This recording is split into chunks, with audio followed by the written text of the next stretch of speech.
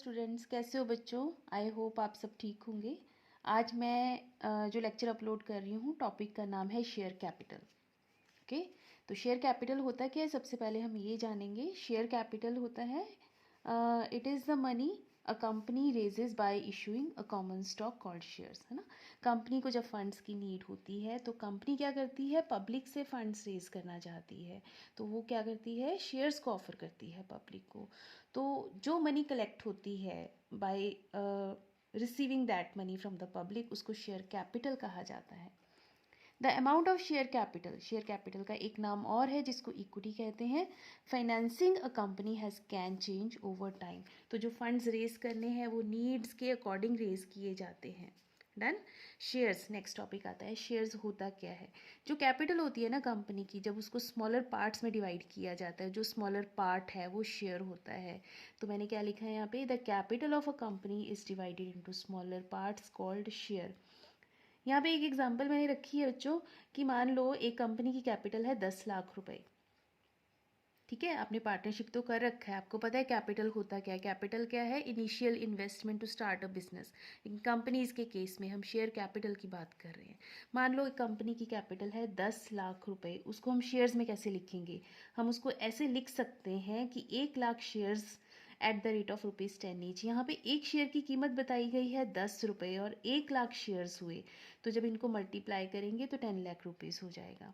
या आप इसको ऐसे भी लिख सकते हैं कि 10,000 shares at the rate of ₹100 each, तो 10,000 इंटू 100 करेंगे तब भी 10 लाख हो जाएगा, 10 लाख रुपीज़ हो जाएगा। तो एक शेयर की कीमत 10 रुपीज़, 20, 50, 100 कुछ भी हो सकता है। एक शेयर की वैल्यू जो कंपनी पेड अप वैल्यू या नॉमिनल वैल्यू डिसाइड करती है इन मेमोरेंडम ऑफ एसोसिएशन। डन। इसके बाद आता है types of share capital. Share capital की टाइप्स मैंने थोड़ा ब्रीफ में लिखी हैं यहाँ पे, आई होप कि आपको समझ में आएगा। तो first is authorised share capital, जिसको रजिस्टर्ड शेयर कैपिटल या नॉमिनल कैपिटल भी कहा जाता है। तो ये एक्चुअली है क्या, ये होता है a company be authorised to issue that shares by memorandum of association. ये वो शेयर कैपिटल होती है जो एक्चुअली कंपनी मैक्सिमम इशू कर सकती है टू पब्लिक फॉर सब्सक्रिप्शन। मान लीजिए एग्जांपल मैंने यहाँ पे लिखा है कि company maximum 1 lakh equity shares offer कर सकती है, जिसकी एक शेयर की कीमत है 10 रुपये। ठीक है, तो कितने फंड्स मैक्सिमम रेज कर सकती है from public, 1 lakh into 10 lakh rupees के फंड्स रेज किए जा सकते हैं पब्लिक से। तो इसको कहा जाता है ऑथराइज्ड शेयर कैपिटल। ये वैल्यू चेंज हो सकती है, कंपनी की ये जो ऑथराइजेशन है मेमोरेंडम ऑफ एसोसिएशन में डिसाइडेड होती है, ये वेरी हो सकती है वैल्यूज़। क्लियर।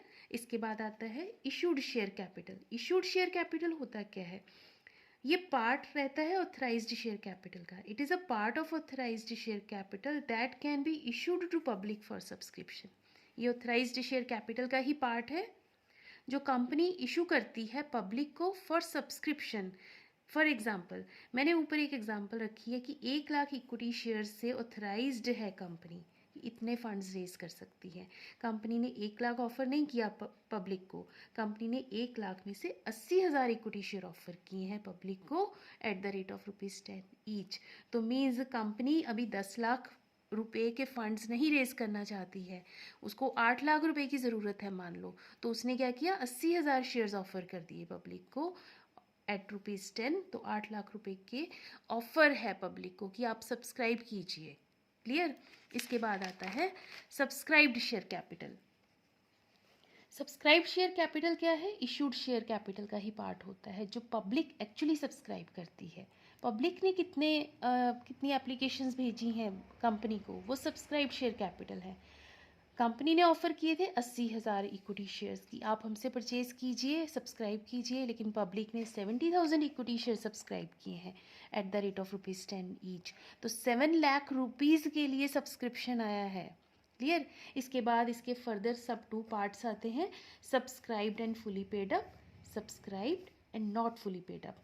अब फुली पेड अप का मतलब क्या होता है कि जितने सब्सक्राइब्ड किए, 7 लाख रुपए का सब्सक्रिप्शन रिसीव हुआ है, ये सारा फंड्स कलेक्ट हो गया है, तो हम कहते हैं फुली पेड अप है। नॉट फुली पेड अप में फुल अमाउंट नहीं जब कंपनी रिसीव कर पाती है कुछ डिफ़ॉल्टर्स भी होते हैं शेयर होल्डर्स में। यहाँ पे मैंने एक एग्जांपल रखा है कि 70,000 equity share at the rate of ₹10 each, 7 lakh रुपए कंपनी कलेक्ट करना चाह रही थी, ठीक है। लेकिन एक शेयर होल्डर था, मान लीजिए ए, जिसको कंपनी ने 1,000 शेयर्स अलॉट किए, उसने 10 में से ₹2 नहीं पे किए, तो मीन्स उसने कितने रुपीज़ नहीं पे किए, 2,000 रुपीज़ नहीं पे किए। तो कंपनी ने कितना रिसीव किया है, 6,98,000 रिसीव किया है, जबकि 7 लाख रिसीव करना चाह रही थी वो, ठीक है। तो ये नॉट फुली पेड अप की कैटेगरी में आएगा।